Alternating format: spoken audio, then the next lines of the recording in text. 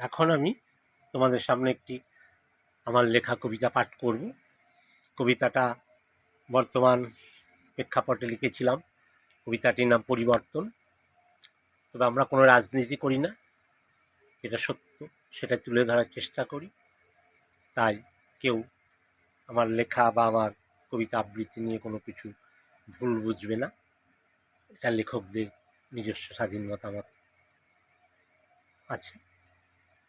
তাই কবিতাটির নাম হলো পরিবর্তন। কলমে সমর কুমার চ্যাটার্জি।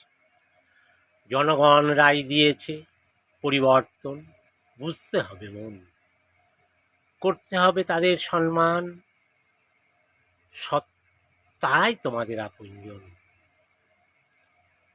তিল তিল করে পুঞ্জীভূত জমানো মনের ব্যথা আজ ব্যালট বাক্সে হলো সেটা আপন কথা।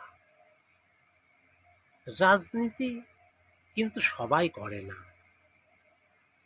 চাই শান্তির পরিবেশ, দুর্নীতিমুক্ত সমাজ হবে, থাকবে হাসি খুশি বেশ। কয়েকটা বছর ধরে চলছিল যেন অনাচার, শিক্ষা ব্যবস্থায় দুর্নীতির জোয়ার, স্বাস্থ্য ব্যবস্থায় ব্যভিচার। আরো কত যে অনাচার মানুষ সহ্য করেছে, তাই তো সবাই একজোট পরিবর্তন বয়ে এনেছে। ইতিহাস ঘাটলে দেখবে তোমরা, অন্যায় কখনোই যেতে না, সাময়িক জয়ী হলেও সেটা দীর্ঘদিন থাকেনি।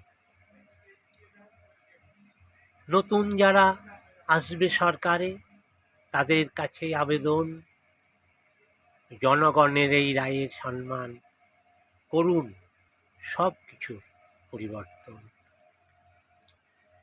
শিক্ষা, স্বাস্থ্য, খাদ্য, বাসস্থান, এই মৌলিক অধিকার মানুষের। কর্মসংস্থান, শিল্প, বাণিজ্য, সুরক্ষা এক নম্বরেই থাক বাংলার। তাই নতুন যারা সরকারে আসবে, তাদের কাছে আমাদের এটাই আবেদন,